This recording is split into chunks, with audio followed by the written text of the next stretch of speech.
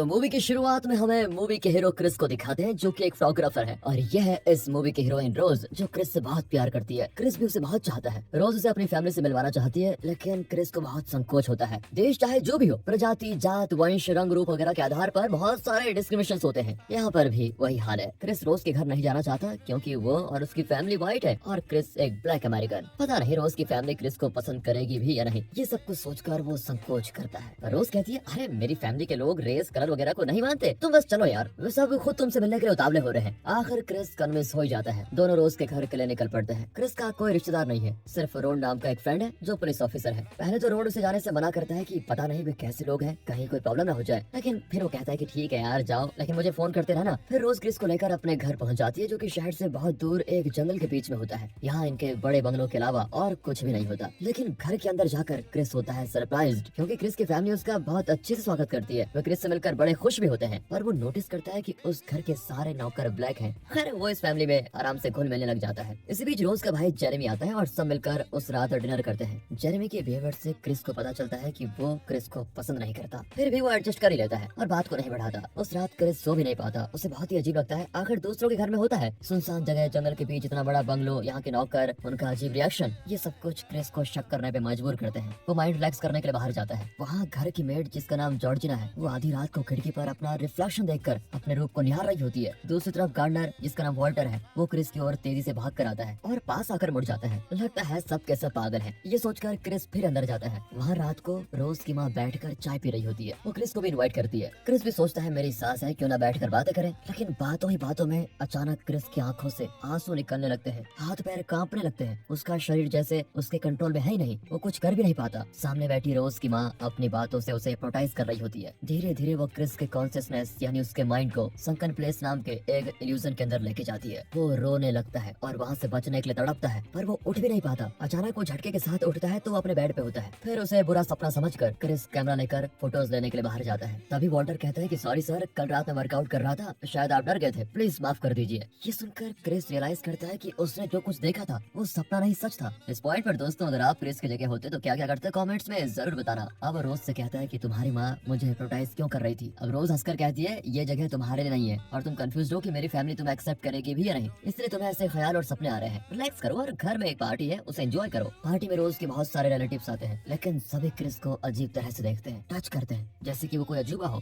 तंग आकर क्रिस बाहर जाकर फोटोज लेता है। तभी वो एक ब्लैक अमेरिकन आदमी को देखता है। अब क्रिस खुश होता है कि चलो कोई तो अपना मिला। वो आदमी अपना नाम लोगन बताता है, लेकिन उसका एटीट्यूड और बात करने का ढंग ब्लैक अमेरिकन की तरह बिल्कुल नहीं होता। क्रिस को फिर से शक होने लगता है और वो अंदर आकर देखता है कि उसका फोन जो चार्ज हो रहा था किसी ने उसे चार्जर से डिस्कनेक्ट कर दिया है। वो परेशान होता है कि अब ये किसने कर दिया। अब वो अपने पुलिस ऑफिसर फ्रेंड रोड को कॉल करके बताता है कि यार यहाँ सब कुछ बड़ा अजीब है। इनके रिश्तेदारों में हर फैमिली के अंदर एक या दो ब्लैक लोग जरूर हैं, पर रोज ने मुझे ये नहीं बताया था और ये लोग बड़ी अजीब तरह से बात कर रहे हैं। वो साथ ही साथ लोगन का भी जिक्र करता है और कहता है कि उसका चेहरा मुझे देखा देखा सा लगा। अब रोड कहता है कि अगर तुझे कुछ ठीक नहीं लग रहा तो जल्दी से वापस आ जा, हो सके तो लोगन की फोटो खींच कर भेज देना। फिर कॉल काट कर क्रिस नीचे आता है। वो चुपचाप अपने मोबाइल पर लोगन की फोटो खींचता है, पर वो फ्लैश ऑफ करना भूल गया था। फ्लैश मुंह पे पड़ते ही लोगन एकदम शॉक होता है और उसकी नाक से भी खून निकलने लगता है। वो साइको की तरह क्रिस को मारने लगता है कि तुम यहाँ क्यों आए, यहाँ मत रहो, जल्दी से जल्दी चले जाओ। फिर बाकी रिलेटिव्स उसे पकड़ कर लेके जाते हैं। क्रिस को बहुत बुरा लगता है कि उसके फोटो खींचने से शायद लोगन को कुछ हो गया, पर तभी लोगन आकर उससे माफी मांगता है कि मुझे कभी कभी ऐसे दौरे पड़ते हैं, सॉरी, तुम्हारी कोई गलती नहीं थी। अब क्रिस का शक और बढ़ जाता है और वो रोज से कहता है कि मैं तुमसे प्यार करता हूँ, लेकिन यहाँ कर मैंने बहुत ही बड़ी गलती कर दी, शायद तुम्हारे रिश्तेदार मुझे पसंद नहीं करते, मैं वापस जाना चाहता हूँ।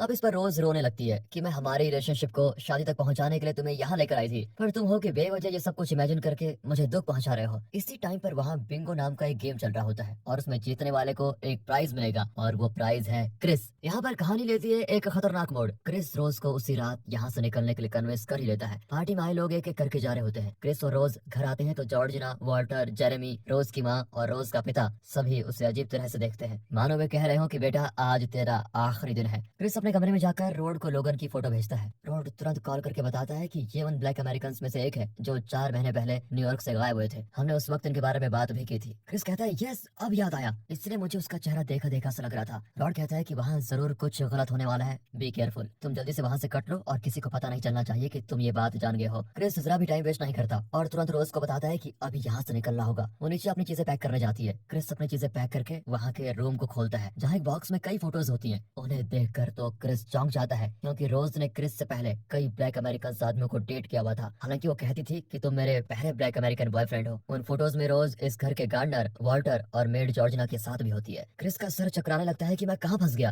तभी रोज आकर पूछती है कि वहाँ क्या ढूंढ रहे हो। क्रिस फटाफट फोटो को अंदर पैक करके कहता है, मैं अपना कैमरा ढूंढ रहा था। अब रोज बेड के पास पड़ा कैमरा उठा कर देती है। क्रिस को अब रोज पर भी शक होता है, फिर भी वो रोज को लेकर नहीं चाहता है। पर वहाँ जेरेमी दरवाजा लॉक करके साइको की तरह उस पर हमला करने को बिल्कुल तैयार खड़ा होता है। एक तरफ रोज की माँ तो दूसरी ओर रोज के पिता। कुछ देर पहले जो लोग फ्रेंडली दिख रहे थे अब वे सब के सब साइको की तरह दिखते हैं। क्रिस ऊंची आवाज में रोज से पूछता है कि कार की चाबी दो जो तुम्हारे बैग में है। रोज घबराकर अपने बैग में चाबी ढूंढती है। वो रोती है कि आप लोग ऐसा क्यों कर रहे हैं, हमें जाने दीजिए। कहते कहते वो बहुत देर से चाबी ढूंढ ही रही होती है। क्रिस रोज रोज करके चिल्लाता है कि जल्दी चाबी दो, और तभी रोज को चाबी मिल भी जाती है। लेकिन यहाँ पर उसका एक्सप्रेशन भी चेंज हो जाता है और वो एक विलन की तरह स्माइल करती है। ये देखकर क्रिस को यकीन हो जाता है कि अब बातों से कुछ नहीं होगा। वो जेरेमी पर अटैक करता है, लेकिन इतने में रोज की माँ उसे हिप्नोटाइज करके बेहोश कर देती है। कट करके दिखाते हैं रोड को, जो अपने डिपार्टमेंट को बताता है कि गोरों की एक फैमिली ब्लैक लोगों को किडनैप कर रही है। पर वे हंसते हैं कि बिना प्रूफ के हम कैसे किसी को अरेस्ट कर सकते हैं, तुम पुलिस हो, पुलिस की तरह बात करो। अब प्रूफ के लिए रोड रोज को कॉल करके पूछता है कि क्रिस कहाँ पर है। रोज कहती है वो तो दोपहर में निकल गया था। अब रोड का शक कंफर्म हो जाता है कि ये झूठ बोल रही है। वो रोज को होल्ड पे रखकर कॉल को रिकॉर्ड करने को कहता है। अब रोज का टोन ही चेंज हो जाता है और वो भारी टोन में कहती है, मुझे पता है तुमने मुझे कॉल क्यों किया, तुम मुझे चाहते हो, तुम्हें अच्छा नहीं लगता कि मैं क्रिस के साथ हूँ, इसलिए तुम क्रिस को खत्म करके मुझे पाना चाहते हो। रोड कहता है, ये क्या बकवास कर रही हो, मैं ऐसा नहीं हूँ। वो कहती है, तुम ऐसे ही हो, इसलिए मुझे कॉल करके परेशान करते रहते हो। रोड को कुछ समझ में नहीं आता तो वो कॉल कट कर देता है। अब वो इस कॉल को एविडेंस के तौर पर नहीं दिखा सकता क्योंकि वो खुद फंस जाएगा। यहाँ रोज की फैमिली इस कॉल को सुनकर हंस रही होती है। क्रिस को एक कमरे में कुर्सी से बांध कर रखा गया है। उसे होश आता है तो सामने टीवी पर एक बूढ़ा आदमी जिसका नाम रोमन है, वो एक रिकॉर्डेड वीडियो प्रेजेंटेशन दे रहा होता है। ये है रोज का दादा जिसका नाम है रोमन। इस पॉइंट पर ही सब कुछ होता है रिवील। दरअसल रोज का पिता एक न्यूरो सर्जन है और रोज की माँ एक हिप्नोथेरेपिस्ट। इनकी पूरी फैमिली मिलकर कई एक्सपेरिमेंट्स कर चुकी है। इनका मकसद ये है कि ये अपने ब्रेन को दूसरी बॉडी में ट्रांसप्लांट करके ये लोग उस बॉडी में जिंदा रहेंगे। एक बार नहीं, कई बार अपने ब्रेन को अलग अलग बॉडीज में ट्रांसप्लांट कर करके ये लोग सदा करे जिंदा रह सकेंगे, और वो भी अपनी पसंद की बॉडी में। इसी मकसद के लिए इन लोगों ने कई सर्जरीज की और अब ये लोग इस सर्जरी में सक्सेसफुल भी हो गए हैं। इस घर की मेड जॉर्जिना के अंदर रोज की दादी का ब्रेन ट्रांसप्लांट किया गया है।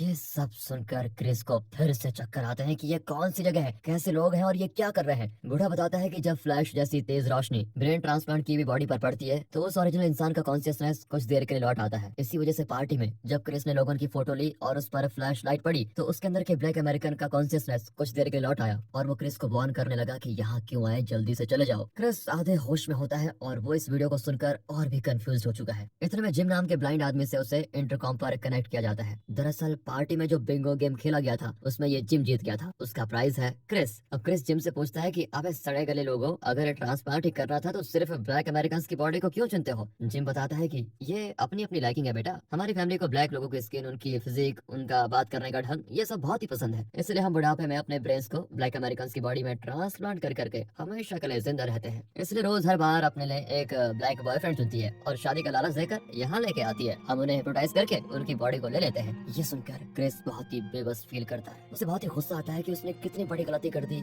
एक लड़की से प्यार करके। अब जिम कहता है कि तुम्हारी बॉडी मेरी है क्योंकि मैंने तुम्हें बिंगो गेम में जीता है। फिर उसी टीवी में रोज की माँ का वो टी कप आता है और रोज की माँ की आवाज में कुछ प्ले होता है, जिसे सुनकर क्रिस फिर हिप्नोटाइज होकर बेहोशी में चला जाता है। घर की एक जगह पर ऑपरेशन थिएटर भी होता है जहाँ जिम का ब्रेन निकालने के लिए रोज का पिता बिल्कुल तैयार है। अब जेरेमी क्रिस को लेने के लिए जाता है जो कि बेहोश है। जेरेमी आराम से उसकी बेल्ट खोलता है, लेकिन उसने एक्सपेक्ट ही नहीं किया था कि क्रिस उठकर उसके सर पे भारी चीज दे मारेगा। असल में जब से उसे चेयर से बांध कर रखा गया था तो उसने चेयर के आर्म सपोर्ट को फाड़कर उसकी रुई निकाल ली और उसे अपने कानों में भर दिया था। इसी वजह से उसने रोज की माँ का हिप्नोटाइज नहीं सुना, उसने सिर्फ बेहोश होने की एक्टिंग की थी। फिर क्रिस ऑपरेशन थिएटर में जाकर रोज के पिता को भी खत्म कर डालता है। वो नीचे दरवाजे के पास जाता है तो रोज की माँ खड़ी होती है। वो इसे हिप्नोटाइज करने के लिए अपना टी कप निकालने जाती है, लेकिन क्रिस उसे धक्का दे देता है। वो रोज की माँ को भी मार डालता है और फिर खोलता है दरवाजा, लेकिन तभी जेरेमी उसे पकड़ लेता है। लगता है वो मरा नहीं, पर इस बार क्रिस उसे जिंदा नहीं छोड़ना चाहता और मार मार कर उसकी जान ले लेता है। उसके पॉकेट से कार की निकालकर क्रिस बाहर आता है। इस बात से बेखबर रोज ऊपर के कमरे में बैठकर मजे से गाना सुनती हुई अपना अगला टारगेट ढूंढ रही है। क्रिस कार निकालकर तेजी से चला जाता है, लेकिन जॉर्जिना सामने आकर गिर जाती है। सडन ब्रेक की आवाज रोज को सुनाई देती है और वो गन लेकर नहीं जाती है। क्रिस को जॉर्जिना पर तरस आता है क्योंकि आखिर वो भी एक ब्लैक अमेरिकन है। वो उसे उठाकर कार में बैठा देता है और कार स्टार्ट करता है। इतने में रोज नीचे आ जाती है और दादी कहकर चिल्लाती है क्योंकि जॉर्जिना के अंदर रोज की दादी का ब्रेन है। इतने में रोज की दादी को होश आता है और वो क्रिस को मारने लगती है। कार फिर एक पेड़ से टकराती है और क्रिस बाहर निकलता है। अब रोज क्रिस पिस्तौल इस पर एम करके वाटर से कहती है, दादाजी उसे पकड़ लीजिए। जी हाँ, वाटर की बॉडी में रोज के दादाजी रोमन का ही ब्रेन है। अब वाटर भागता है और क्रिस को बुरी तरह पीटने लगता है। तभी क्रिस समझदारी का काम करता है और अपने फोन की टॉर्च ऑन करके उसे वाल्टर के मुंह पे मारता है। इस वजह से कुछ देर के लिए वाल्टर की असली कॉन्शियसनेस जाग जाती है, यानी वाल्टर नाम के उस ब्लैक अमेरिकन की कॉन्शियसनेस। वो मुड़कर रोज से कहता है कि गन मुझे दो, मैं शूट करूंगा। रोज उसे गन देती है क्योंकि ये उसके दादाजी हैं, पर वो नहीं जानती कि वाल्टर का कॉन्शियसनेस जाग चुका है। वाल्टर उल्टा रोज के पेट में शूट कर देता है, फिर वो खुद को भी शूट कर लेता है क्योंकि वाल्टर नहीं चाहता ये गोरे लोग फिर से उसकी बॉडी को किसी और के लिए यूज करें। पर रोज अभी मरी नहीं होती। वो गन उठाकर क्रिस को मार डालना चाहती है, पर क्रिस गन छीन लेता है। अब रोज इमोशनली क्रिस को मैनिपुलेट करने लगती है। मैंने अपनी फैमिली के लिए ही दूसरे ब्लैक लोगों को डेट किया था, पर सच्चा प्यार तो मैंने तुमसे किया। क्रिस भी इमोशनल होकर उसे गले लगा लेता है, पर वो उसकी जान नहीं ले पाता। तभी रोज विलन की तरह हंसती है। इतने में पुलिस की कार आ जाती है। रोज चिल्लाती है कि इसने मेरी फैमिली को खत्म कर दिया, प्लीज मुझे बचा लीजिए। खुशकिस्मती से उस कार में रोड होता है जो क्रिस को बचाने आया है। अब क्रिस लंगड़ाता हुआ चुपचाप कार में बैठता है। रोड उससे कोई सवाल नहीं करता क्योंकि वो जानता है कि यहाँ पर क्या हुआ था और यहाँ रोज आखिरकार मारी जाती है।